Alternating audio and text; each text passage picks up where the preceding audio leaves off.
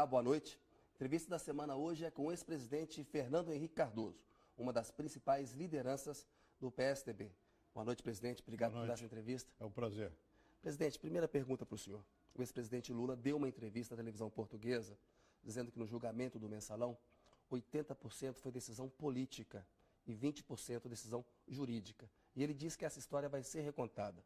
Como o senhor avalia a declaração do Lula? É um jogo político, eleitoral, né? Ele disse isso a mim numa viagem que nós fizemos até a África. Ele disse, vou demonstrar que o Mensalão não existiu. Eu digo, olha, vira a página, não vai adiantar nada. Ninguém vai acreditar que não existiu. Eu acho que todo mundo sabe que existiu.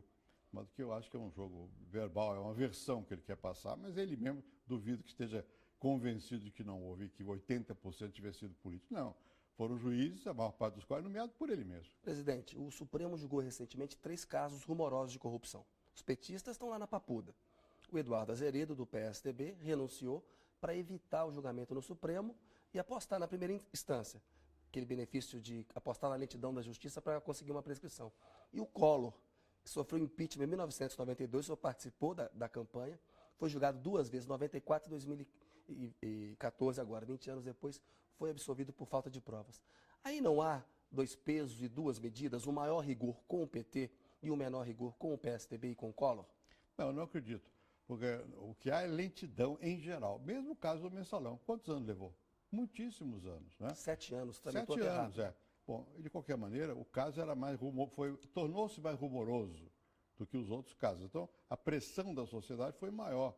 Mas não é por perseguição ao PT. Aliás, a maior parte dos condenados nem foi do PT, são de outros partidos. É que houve um fato, né? Um fato grave, que nunca, a primeira vez que você tem corrupção no Congresso para obter apoio ao governo. Não tinha nada a ver com campanha eleitoral. Os outros casos, o caso do Eduardo Azeredo, que ainda está em julgamento, é obviamente um caso errado de campanha eleitoral. Se ele for culpado, tem que ser condenado também. Se não for culpado, que absolva. E o caso do Collor foi lento demais. E, digamos, a acusação também não foi uma acusação bem feita. Então, 2 coisas, todas as 2 devidas à nossa justiça, que é lenta, porque a nossa legislação permite muitos recursos e os advogados jogam. Mas o importante é julgar. E eu acho que quanto antes é melhor para todos nós. Presidente, no seu governo, o senhor deu declarações de que as CPIs prejudicavam a rotina administrativa. Elas drenam a energia do presidente, dos ministros, e o senhor muitas vezes impediu CPIs numa articulação política. Agora, essa discussão em Brasília sobre a CPI da Petrobras. Me lembro que o senhor deu uma primeira declaração contrária, dizendo justamente isso, olha, ano eleitoral e tal. Depois o senhor recuou. Pergunto para o senhor, essa mudança de posição não é uma contradição com a prática que o senhor teve no poder e não aconteceu por um cálculo eleitoral para ajudar o Aécio de uma maneira oportunista a desgastar a Dilma? Em primeiro lugar, não, eu não faria isso. O que aconteceu foi o seguinte, os fatos se tornaram tão graves, que eu digo, então não tem jeito. Em segundo lugar, eu tentei impedir, e uma eu consegui, que foi uma CPI que era puramente eleitoreira e que era de muitas acusações vagas e que é contra a Constituição. As que não foram assim, houve no meu governo, da questão do sistema bancário, e houve 2 importantes, não me lembro qual era a segunda. Mas compra de votos não houve, né? Mas compra de votos nunca houve acusação real. O que aconteceu de compra de votos foi uma acusação e foram, na própria Congresso, eles foram postos para fora. E não foi o governo. Mas eu me lembro que o senhor falou uma vez que os governadores estavam comprando. Não, e o Maluf dizia, olha, o Sérgio Mota está comprando. Pois é, o Maluf dizia que o Maluf estava comprando. Isso. Agora, o Sérgio Mota nem conhecia os envolvidos. E foi a explicação da Comissão de Justiça e aqueles que tinham sido acusados foram postos para fora com o nosso apoio. Eram 3. A reeleição foi ganha por uma maioria enorme. Então, ali sim, era jogar politicamente como se fosse uma compra de votos, que era a vontade do país. Agora, naquela mais difícil que foi a CPI do sistema financeiro, eu concordei. E houve uma outra, não, 2, o sistema judiciário. Eu concordei também, contra a opinião de muita gente. Digo, faça a CPI. Agora, uma CPI sem fato determinado, que era o que fazia, o PT pedia CPI e meu impeachment toda hora, para tudo. Isso é errado, como eu acho que seria errado agora, como estão fazendo. É errado.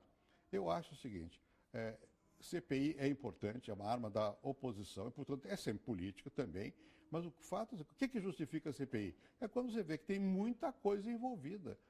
como é o caso da Petrobras. Ali você destampou uma caixa de surpresas, né? E aí o fato de haver CPI faz com que a polícia, os procuradores sejam mais ativos. Agora, eu sou contrário, sempre serei, a que use isso politicamente, simplesmente para fazer campanha. Aí não. Presidente, durante 3 eleições seguidas, o PSDB usou um discurso muito forte de ataque à corrupção. Fez isso em 2006, o Geraldo Alckmin em relação ao Lula, 2010 o Serra, levando até peças do Mensalão. 2012, o petista Fernando Haddad foi eleito aqui em pleno ano do julgamento do Mensalão. E nessas 3 eleições o PSDB acabou derrotado. Eu pergunto para o senhor, é o eleitor que não se importa com a corrupção ou faltou ao PSDB apresentar um projeto que convencesse, mais consistente para convencer a maioria do eleitorado? São as duas coisas, né?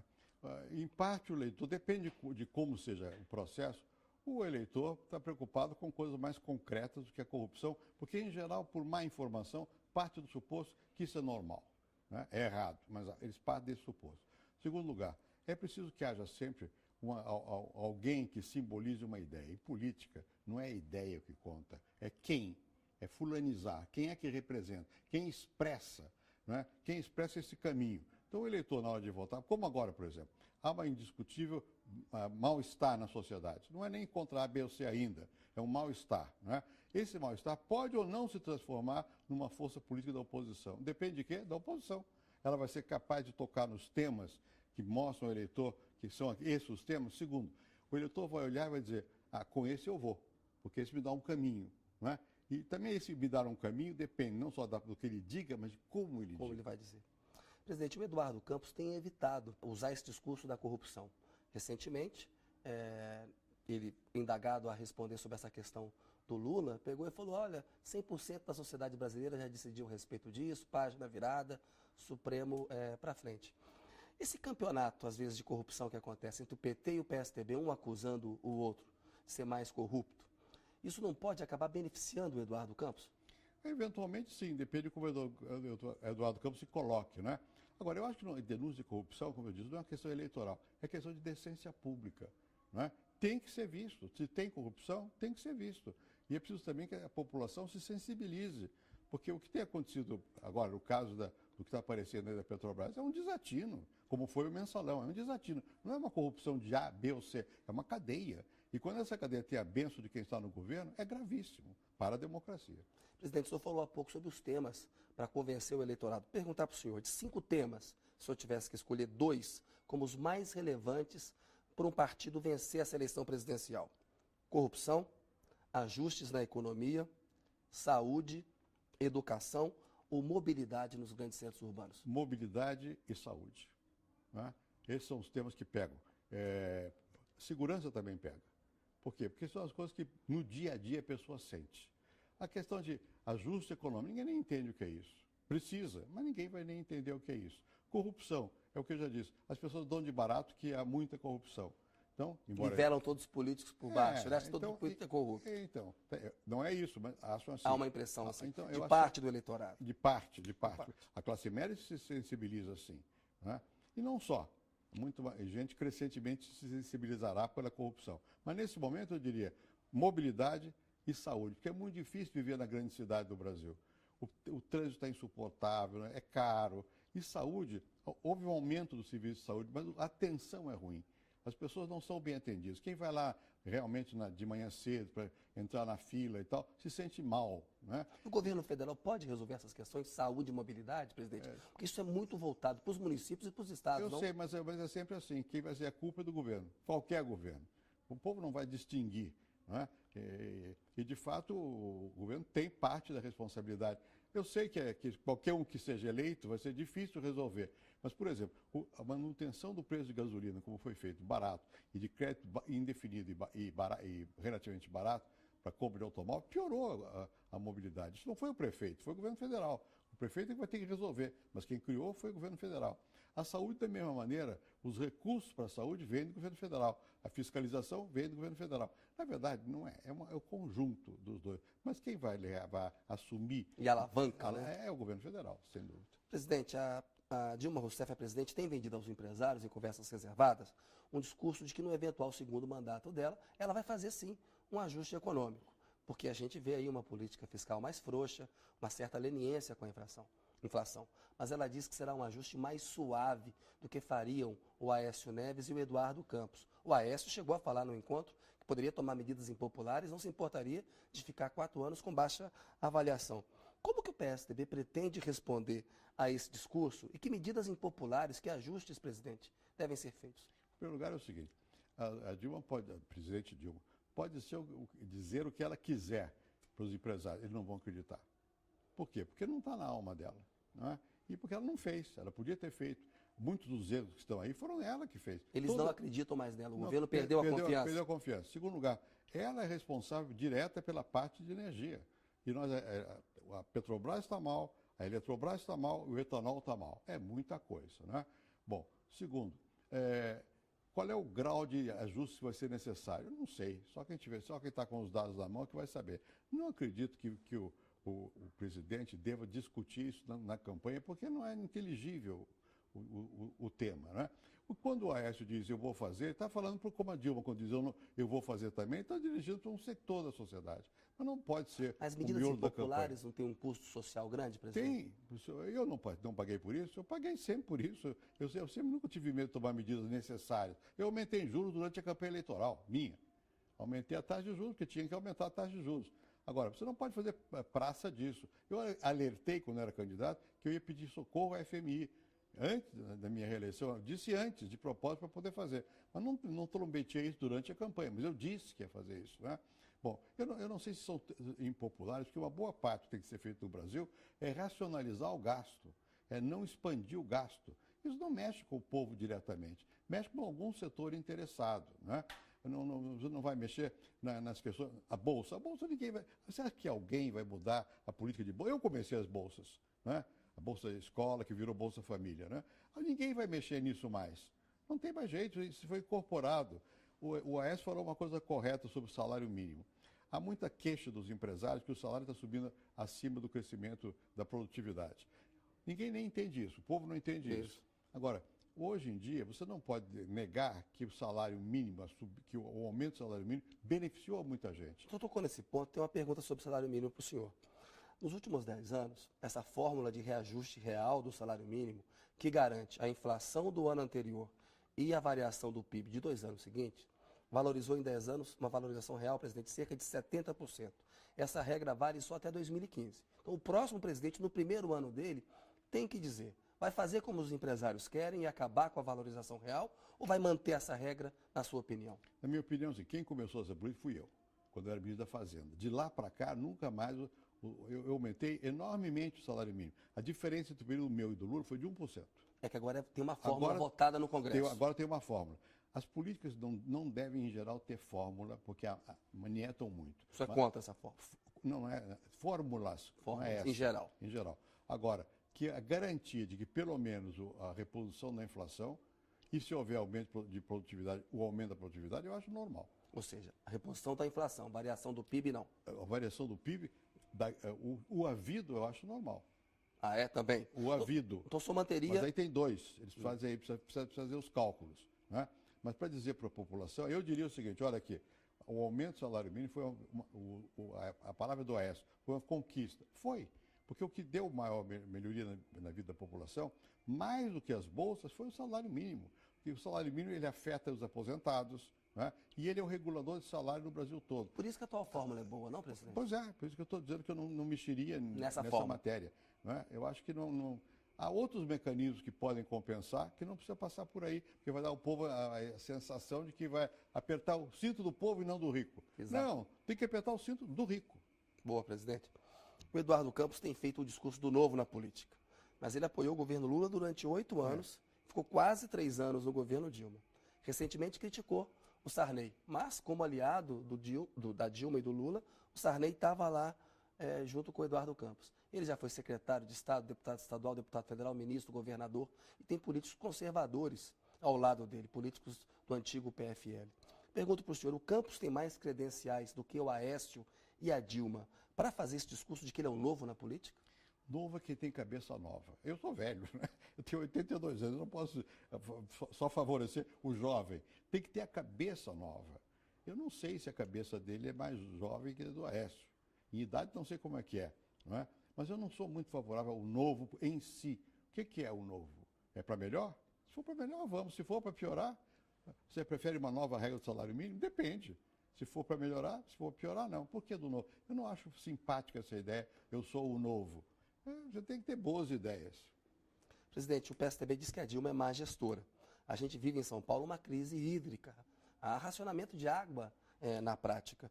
Isso não mostra que faltou ao PSDB, que governa São Paulo desde 1995, 20 anos, de gestão? Você tinha que dirigir a pergunta a Deus.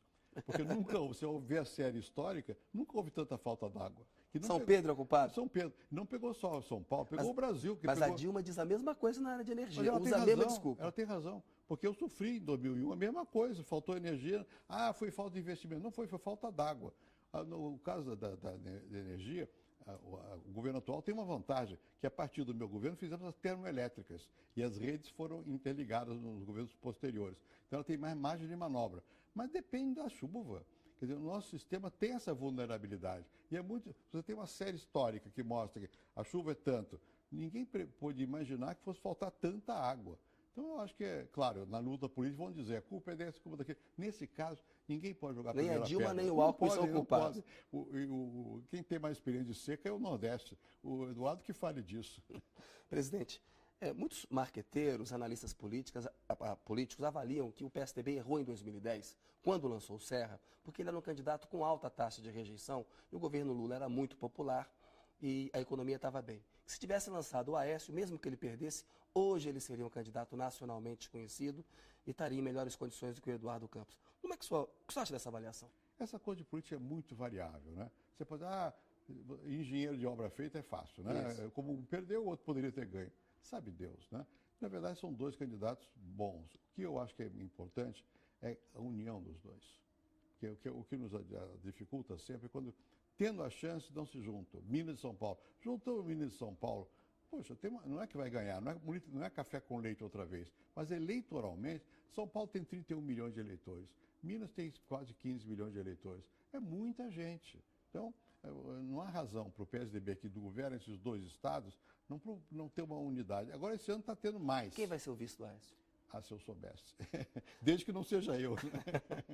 Presidente, em 2002, e 2006 e 2010, o Serra e o Alckmin, como candidatos, esconderam o governo do senhor. Não falaram dos seus 2 mandatos presidenciais. O Aécio agora tem tentado recuperar esse legado. Muita gente diz, olha Aécio, você está correndo um risco, porque o PT pode editar aquele confronto PT-PSDB. Estavam certos o Alckmin e o Serra ou está certo o Aécio? Sabe Deus também, né? Quer dizer, eu acho que os dois, não sei se esconderam, mas naquele momento havia preocupação, porque havia muita campanha do PT contra o governo, não sei o quê. Agora, com o tempo, as pessoas começam a valorizar os esforços que nós fizemos, né, no meu tempo lá. Então, talvez seja mais oportuno. Mas assim, eu não acho que o eleitor volte no passado. O eleitor volta no futuro. Olhando para frente. Olha para frente. Eu nunca, nem com o Geraldo, nem com Alckmin, nem com o Serra, eu nunca quis ser protagonista. Quando eu deixei a presidência, eu pertenço à história. Agora, a história que vai julgar. A tragédia da história é que ela também muda de opinião. Em certos momentos julga bem, depois julga mal. A vida pública é isso. Se você for ficar variando segundo o sabor dos outros, você não dorme. Eu durmo bem. Eu fiz o que eu achei que podia fazer, com todo empenho. Então, eu acho que agora também, o Aécio falará, dirá o que ele quiser sobre o que eu fiz, mas eu acho que o que vai decidir a eleição não é o que eu fiz, nem o que o Lula fez, é o que eles vão fazer para o Brasil daqui para frente. Em quem que nós vamos confiar para ter um Brasil melhor? Isso é que é decisivo. Presidente, por que o senhor defende a legalização da maconha?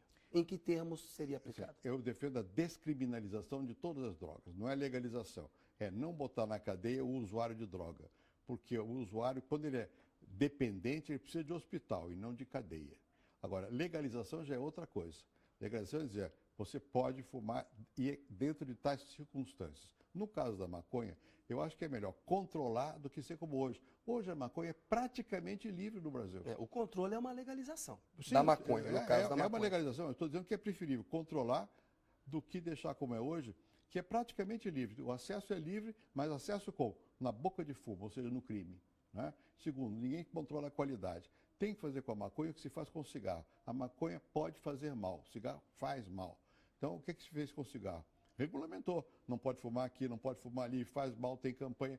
Mesma coisa com relação a qualquer droga, mesmo a maconha, que eventualmente terá menos dano do que outras, mas também causa dano, e é preciso, portanto, se houver controle, é melhor do que não ter como é hoje, que ninguém sabe o que acontece e muita gente fuma maconha. Presidente, Copa do Mundo vem aí.